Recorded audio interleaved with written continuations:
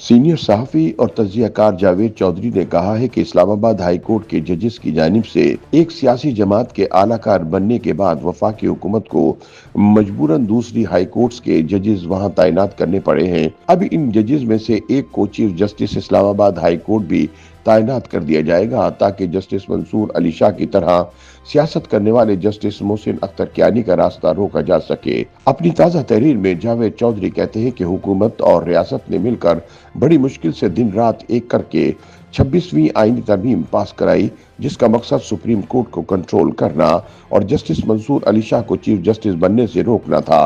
लेकिन इसके साथ ही इस्लामाबाद हाई कोर्ट मजीद आउट ऑफ कंट्रोल हो गई। चुनाचे हुकूमत ने वहां 2 एडहॉक जजेस तैनात कर दिए, जिसके बाद जजेस की तादाद 10 हो गई। हुकूमत का ख्याल था कि हाई कोर्ट में अब बैलेंस आ जाएगा, लेकिन ये खाम ख्याली साबित हुई।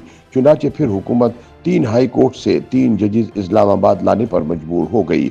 जस्टिस सरफराज डोगर को लाहौर, जस्टिस खादिम हुसैन सुमरो को सिंध और जस्टिस मोहम्मद आसिफ को बलूचिस्तान हाई कोर्ट से लाया गया। ये तीनों जजेस इस्लामाबाद आ चुके हैं और उन्होंने हाई कोर्ट में काम भी शुरू कर दिया है।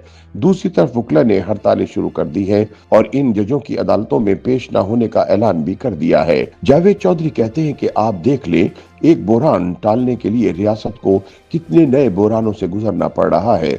अदलिया की फॉर्मेशन में ये तब्दीली मुल्क में इंसाफ का मजीद जनाजा निकाल देगी। 26वीं तरमीम के बाद सुप्रीम कोर्ट अमलन खत्म हो चुकी है।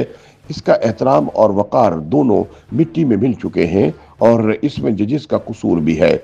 जज साहिबान जब अपने मनसब से उतरकर किसी सियासी जमात के मावन बन जाए तो इसका कोई न कोई नतीजा तो निकलना था और वो निकला, लेकिन रही सही कसर हुकूमत और रियासत ने भी पूरी कर दी। इसने 2 घोंसले तोड़ने के लिए पूरे महल को आग लगा दी। जावेद चौधरी का कहना है कि सुप्रीम कोर्ट के बाद अब हाई कोर्ट्स की बारी है। इनमें जो तब्दीलियां की जा रही हैं, ऐन मुमकिन है हम उनके जरिए बानी को मजीद 2-4 साल जेल में रख लें। हो सकता है कि हम इस मसनूई सिस्टम को भी मजीद चंद बरस धक्का दे लें, लेकिन इस अमल के दौरान मुल्क का अदल का निज़ाम कहाँ खड़ा होगा। आज वो जजेस जो किसी के इशारे पर ये सब कुछ कर रहे हैं, कल जब इन्हें कोई इशारा करेगा तो ये क्या क्या नहीं करेंगे। हमें मानना होगा कि हमने एक और रॉन्ग टर्न ले लिया है और ये रॉन्ग टर्न हमें इस वादी में ले जाएगा जहां बेइंसाफी और जुल्म के ज़ोंबीज़ दंदनाते फिर रहे हैं और ये हमारी तरफ देखकर बार बार पूछ रहे हैं, अगर कल तुम लोगों को इंसाफ की जरूरत पड़ गई तो तुम किस अदालत में जाओगे और किस जज से अपना हक मांगोगे। जावेद चौधरी कहते हैं कि आप जरा तसव्वुर कीजिए कि कल अगर सदर जरदारी और मियां शहबाज शरीफ को इंसाफ चाहिए होगा तो क्या ये अदालतें और ये जज इन्हें इंसाफ दे सकेगी, और अगर इंसाफ की जरूरत किसी जनरल को पड़ गई तो क्या होगा। वही होगा जो इस वक्त कैदी नंबर 804 के साथ हो रहा है। क्योंकि हर रॉन्ग टर्न का नतीजा बहरहाल यही निकलता है।